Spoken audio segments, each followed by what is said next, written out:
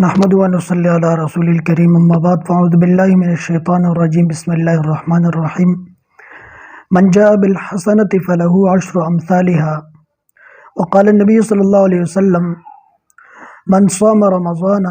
ثم اتبعه ستا من شوال کان کصیام الدہر۔ چونکہ اللہ تعالیٰ نے رمضان المبارک کا ایک عظیم مہینہ عطا فرمایا تھا جس میں اللہ تعالیٰ نے روزہ رکھنے کی وہ توفیق عطا فرمائی، تو چونکہ رمضان المبارک کا اجر اور روزے کا اجر اللہ تعالیٰ نے اپنے ذمے لیا ہوا ہے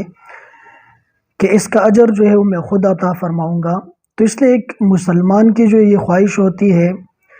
کہ روزے کا اجر وہ بہت زیادہ ہے، تو اس کی یہ خواہش ہوتی ہے کہ میں پورا سال وہ روزے رکھتا جاؤں۔ تو اس لیے حدیث مبارکہ کے اندر ہے کہ جس نے رمضان المبارک کے مہینے کے روزے رکھے پھر شوال کے 6 روزے اس کے ساتھ رکھے تو گویا کہ یہ پورے زمانے کے روزے اس نے رکھے۔ اور دوسری حدیث کے اندر ہے کہ جس نے رمضان المبارک کے روزے رکھے اور اس کے بعد شوال کے 6 روزے رکھے تو یہ پورے سال روزے رکھنے کی طرح ہے۔ تو 2 حدیث ہمارے سامنے آگے، ایک حدیث کے اندر اس کو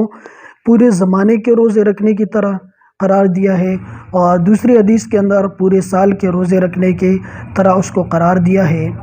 تو چونکہ قرآن کے اندر من جاء بالحسنۃ فلہ عشر امثالها، جو ایک نیکی لے کے آئے گا تو اس کو اس کے بدلے 10 ملیں گے۔ تو اس طرح اگر دیکھا جائے تو رمضان المبارک کے روزے 30 روزے یہ 10 مہینوں کے برابر ہو جاتے ہیں، اور شوال کے 6 روزے ہیں یہ باقی 2 مہینوں کے وہ روزوں کے برابر ہو جاتے ہیں۔ تو گویا کہ جس آدمی نے رمضان المبارک کے روزے رکھے اور اس کے بعد شوال کے 6 روزے رکھے تو گویا کہ اس نے پورے سال کے روزے وہ رکھ دیے، تو پورے سال کے روزے رکھنے کی طرح حدیث کے اندر اس کو قرار دیا گیا ہے۔ تو اس لیے شوال کے اندر وہ روزہ رکھنے کی وہ کوشش کرنی چاہیے۔ اب اگر کسی کے ذمے وہ رمضان المبارک کے روزے کی قضا ہے تو پہلے وہ ایسا کرے کہ رمضان المبارک کے روزے کی قضا کرے اور اس کے بعد وہ شوال کے 6 روزے وہ رکھے۔ اور دوسری بات کہ یہ جو روزے ہیں یہ رمضان المبارک کے ساتھ متصل رکھنے ضروری نہیں ہے کہ جیسے ہی شوال کا مہینہ وہ پورا ہو عید کے فوراً بعد اس کو رکھا جائے، ایسا نہیں ہے، بلکہ یہ جو 6 روزے ہیں